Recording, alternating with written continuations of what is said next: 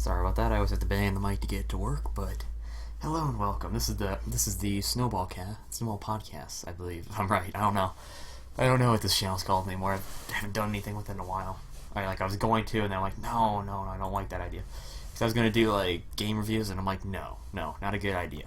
I don't like making reviews for stuff. So, over anything I decided to do, the intro I just made, threw it together. That wasn't too bad, but what I was thinking about doing with this little podcast area, my podcast, I was thinking about like just throwing together little legends, myths, stuff like that, like Yetis and stuff like that, Yetis, Bigfoot, like cryptids and stuff like that. I was like, because I saw something on Twitter or something like that, and it was like cryptid sightings. I'm like, holy shit, that is cool. You know what? I want to do something like that with a podcast. So now we're here. Now we're here with the very first recording session, or thingy, legend, myth, something like that, of cryptid something. I don't know what I'm going to call this yet. I'll think of something in the next couple hours, I hope, when I'm posting this. Okay. So, for the first episode, here's what we're going to do.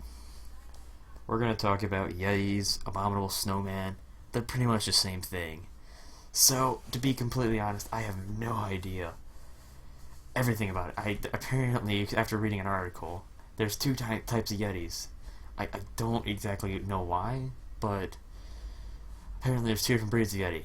I didn't know that until I started reading this article. I barely know anything about Yetis because I didn't really care about them, because in a way I love stuff like this, but I never really went into looking at the Yeti. I just figured, oh, it's in the mountains somewhere in the Himalayas and places like that.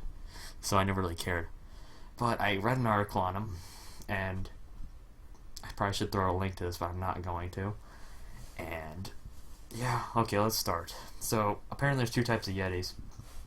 The Mete, which are like human types of things, and there's another one I don't know what they're called exactly. It's like, oh god, I don't even know how to say that. But it's like, I'll just spell it out because I don't know how to say it. I butcher names every time I say them. If you've watched my YouTube channel and you watched me play Vlad the Impaler, I couldn't say a name to save my life. It's okay, I'll spell it out for you people. DZU-TEH. If you can think of how that sounds, I don't even know. It's from some Tibetan language of some kind, or some weird language, Chinese, something. I don't know what's in that area really. But they're like half gorilla, sorta. They say they're half gorilla, half bear, like a man bear almost. That they walk on all fours, but they're bigger than the classic Yetis, which are the Mete. And the Mete are the ones we usually see for some reason. I don't understand that, but they are valley dwellers, the Mete. And they move from valley to valley using the passes to get to valley. That's when we see them the most, apparently. I don't know the exact sightings of them. Once again, this is like an animal I don't even know about, really. I don't really follow. Like, I know more obscure ones than I do this one, but okay. So apparently they're valley dwellers and stuff like that, and how do I put this?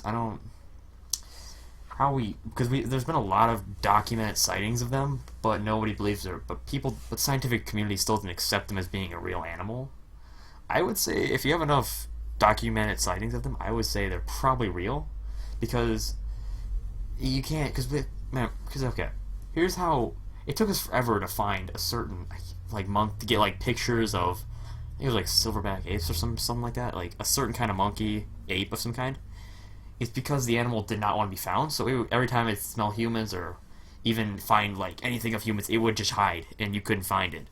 If something does not want to be found, it won't be found ever, because that's the thing.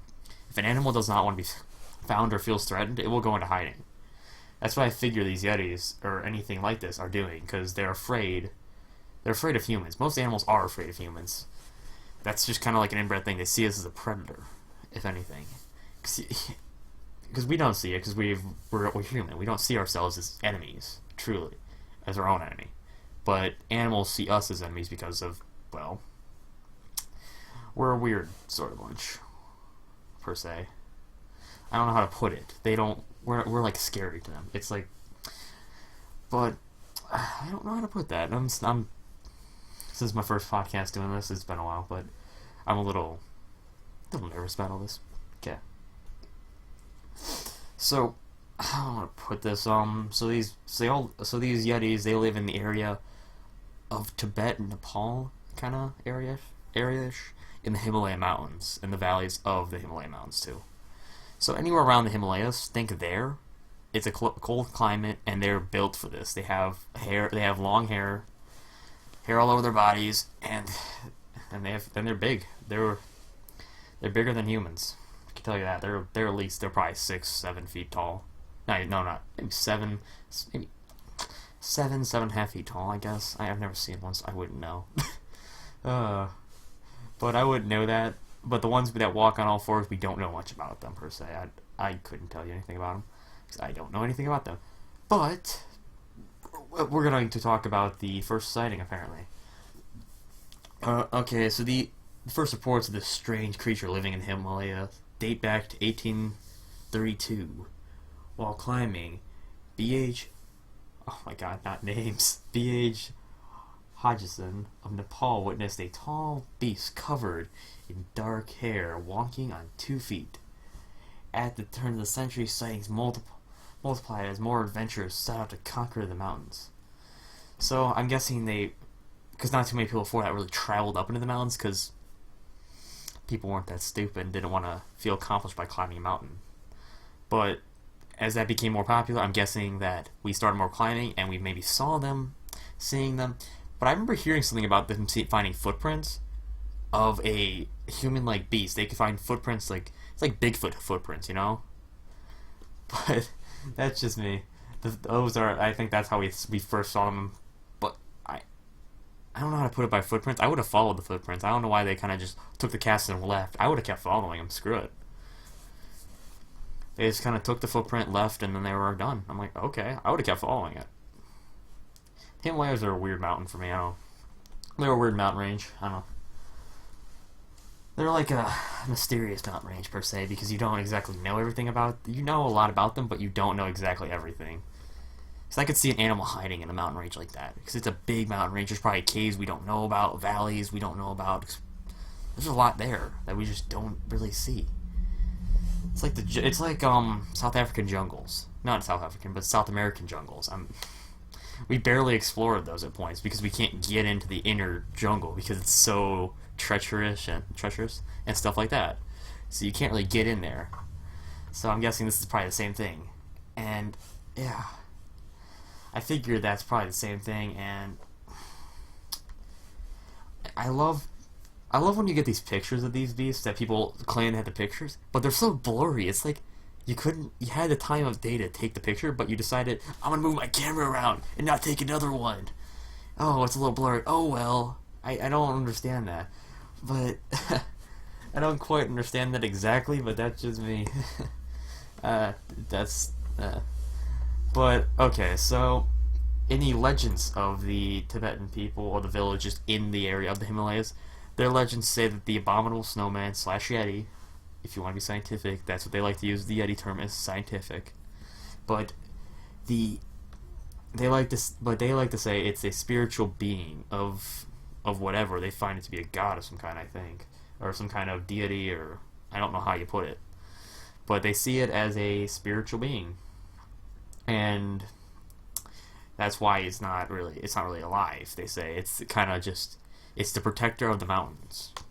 Or these Yetis are the protectors of the mountains. Well, clearly they didn't really protect the mountains, or like the top. They're meant to protect the top of the mountains, you know? Like the peaks, so they wouldn't disturb the gods of some kind. And I guess they failed a little bit, because so many people have climbed to the top of the mountains, but then again, some people have also died going to the top of the mountains too, so I guess it's kind of like a give and take sort of thing. So, yeah. But they actually believe that the Yetis are demons of a kind, too. That they are some sort of demon that, like I said, guard the mountains.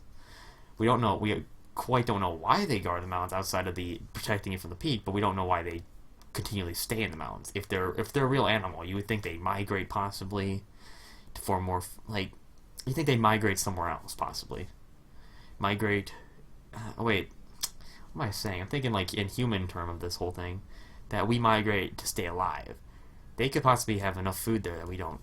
That they must have enough food there to survive. Because on the peaks there's not enough food, but in the valleys there probably is enough food. But,